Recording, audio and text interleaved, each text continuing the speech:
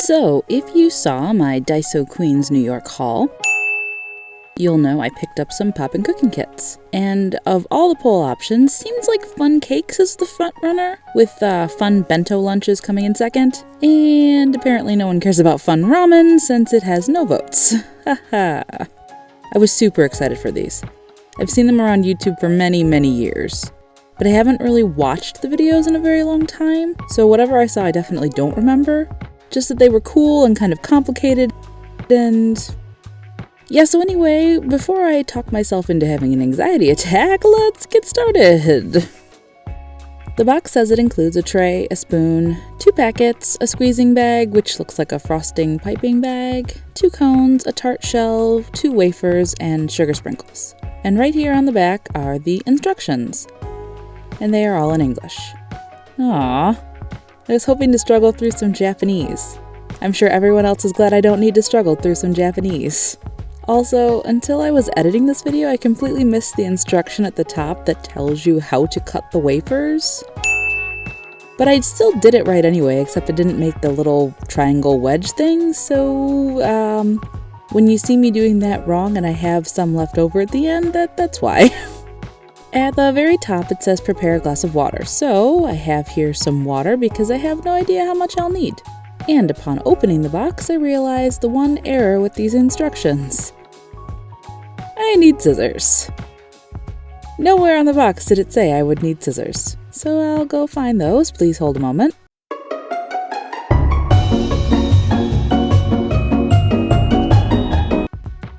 Aha, here we are. Tiny gold bird scissors. Because, obviously, what other kind of scissors would you use? I cut around the dotted line on top, which looks like it makes a little mat of some kind, so that's what I ended up working on, before I cut out a little blue mat, elsewhere on the packaging, that I'm assuming is supposed to be a display doily thinger. And then I unpacked all the things the box said were contained therein. Also, BT dubs, these little wafers are definitely the same as those little, like, guava flavored Goya wafer cookies. I mean, they have other flavors. I just like the guava ones. Does anyone else like those? Does anyone even know what I'm talking about?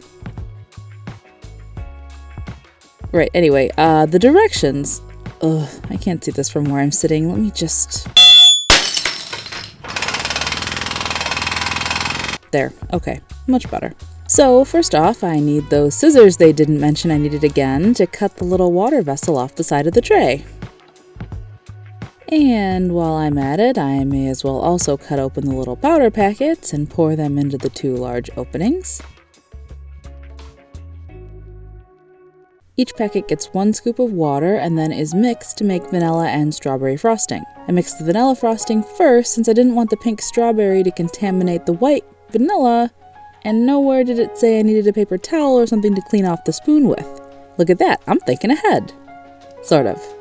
If I was really thinking ahead, I would have gotten a paper towel or a napkin or something, but it's fine, it's fine, shh, it's fine. After mixing the vanilla, I got the squeeze bag, aka piping bag, which also apparently needs to be cut open with the scissors they didn't mention I needed, and loaded that in.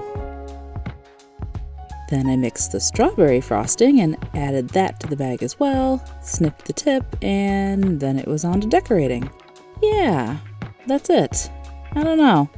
I remember these kits having a lot more mixing of weird powder bags and putting the things together to make different things and different measurements of water, and I don't know, I guess maybe I'm remembering wrong.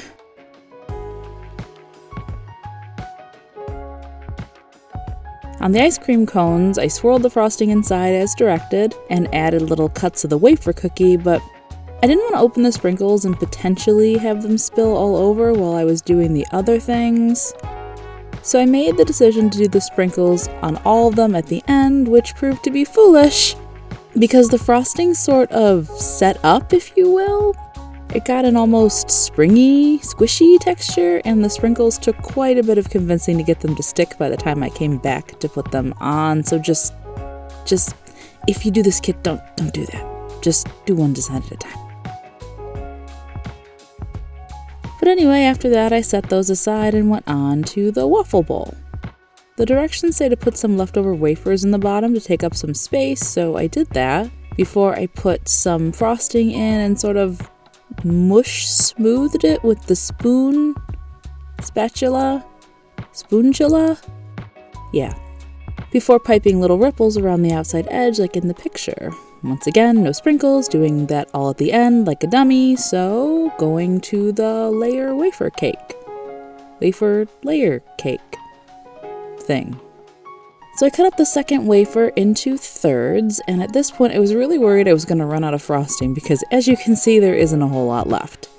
But I was actually super impressed. There was like exactly enough to do the dollops between all the layers and then the stuff on top. I'm not even sure how you calculate that so you can put exactly enough powder to make exactly enough frosting, but I mean, good on you, Popin Cookin, and your apparent black magic.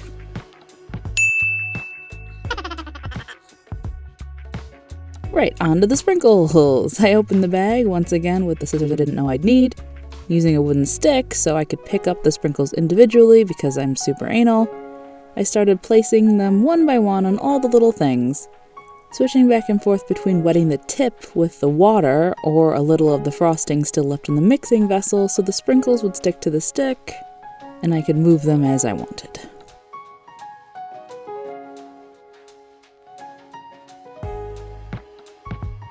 And once I was done, this is really all that was left over. It's about half the sprinkles or so and a third of that one wafer, and that's all.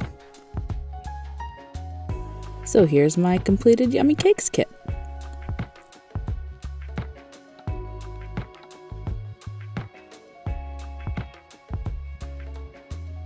All that's left is the taste test.